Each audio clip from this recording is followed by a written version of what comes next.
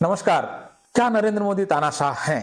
आरोप उन पर लगा है कि वो तानाशाही प्रवृत्ति के व्यक्ति हैं और देश को तानाशाही की ओर ले जा रहे हैं। इसलिए इस सवाल की पड़ताल जरूरी है और फैक्ट के साथ पड़ताल जरूरी है। ये नहीं कि किसी को मन में आ गया और कह दिया कि तानाशाह हैं और मान लिया हमने तानाशाह है। ऐसा होता नहीं है।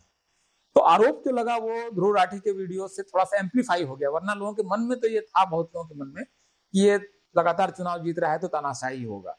ये लोग कह रहे हैं वैसे तो, और कई लोगों के मन में ये विचार है, तभी वो वीडियो इतना वायरल हो रहा है। 1.5 करोड़ लोग उसको देख चुके हैं। मैं सबूतों के आधार पर यह कहने की कोशिश कर रहा हूं कि नरेंद्र मोदी तानाशाह नहीं है, बल्कि वो एक निर्णायक फैसला लेने वाला नेता भी नहीं है।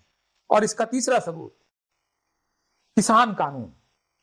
भारत में जो किसान और खेती है वो एक फंसी हुई चीज है। ये तो दुनिया का हर व्यक्ति मानता है, पक्ष विपक्ष का हर आदमी मानता है कि भारत की जो टोटल जीडीपी है उसमें खेती का हिस्सा लगातार घटते घटते अब की तारीख में 15-16% रह गया है, जो एक समय आधे से ज्यादा होता था, 50% होता था। और उसमें आबादी भी कभी अब उसमें पहले की तरह 65-70% आबादी नहीं है। अब मुश्किल से 35-45% आबादी अब खेती पर निर्भर है।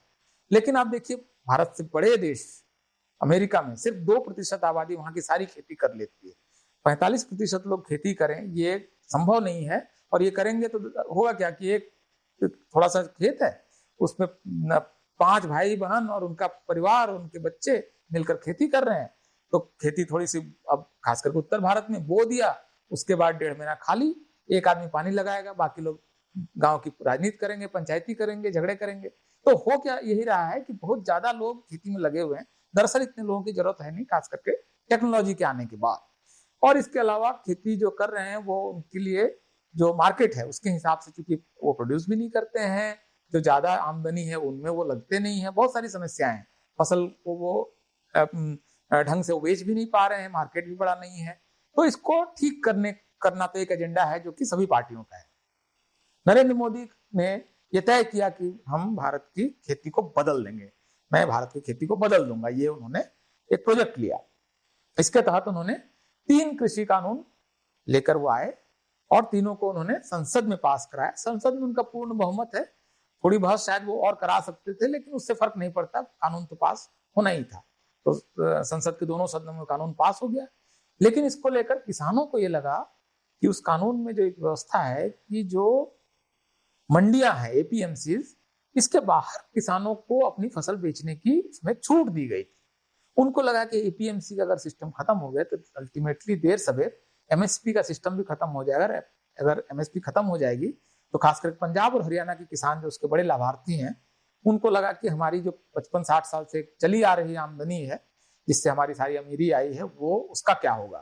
तो वो एजिटेटेड हो गए और उन्होंने दिल्ली आने वाले 3 रास्तों को घेर लिया। तो ऐसा नहीं है कि अगर कोई सरकार चाह लेती कि ये हम नहीं करने देंगे तो नहीं करने देती है, ये संभव था।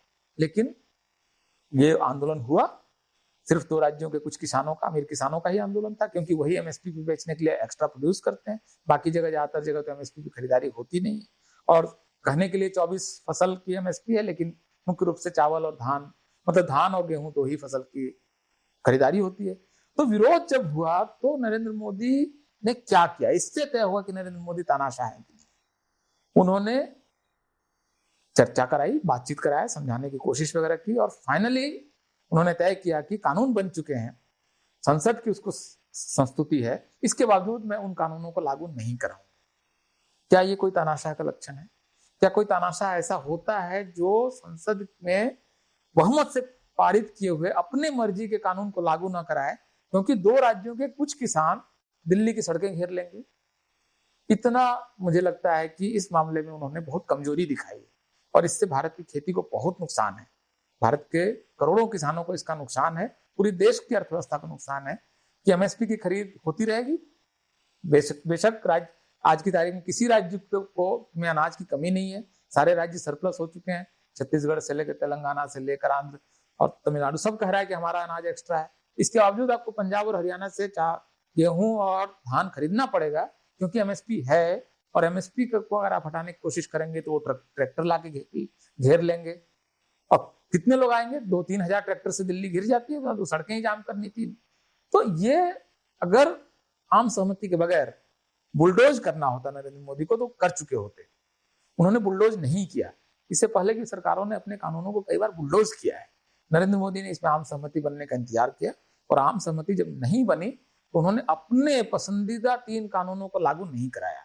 मुझे नहीं लगता है कि नरेंद्र मोदी का ये कोई तानाशाही वाला का लक्षण है, और बल्कि वो बहुत मतलब एक तरह से स्टेट्समैनशिप कह सकते हैं, उनका कोई कमजोर होना भी कह सकता है कहने को कि वो मजबूत नेता नहीं है, वो मतलब डिसाइसिव लीडर नहीं है, जो कि मतलब उसको लग रहा है कि पार्टी हित में है, देश हित में है, कोई भी उसको जो भी समझ में आए कि उसको लग रहा है कि करना चाहिए तो कर देता है, लेकिन वो नहीं किया। इससे साबित हो रहा है कि नरेंद्र मोदी तानाशाह नहीं है, न देश ये तानाशाही की तरफ जा रहा है। बहुत बहुत शुक्रिया, धन्यवाद।